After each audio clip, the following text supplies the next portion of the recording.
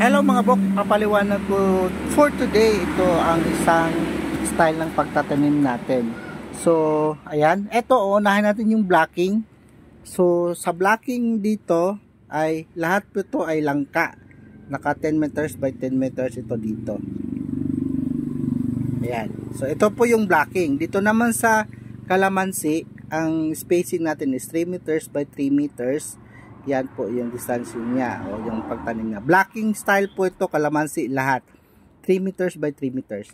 Pag dito naman tayo sa dito naman tayo sa intercropping style. Ang i-work natin naka-circle na legend. So ayan. 10 meters by 10 meters ang distansya dito. Ayan. Tapos dito naman sa line na yan. Ngayon, mag-intercrop tayo ng kalamansi. So, isa dito sa gitna. Dito. Ayan. So, bawat kwadrado, every 4, isa sa gitna. So, yan po ang style natin sa ating intercropping style. Pero pag malawak naman yung pagtataniman natin, blocking style na lang po tayo. Okay?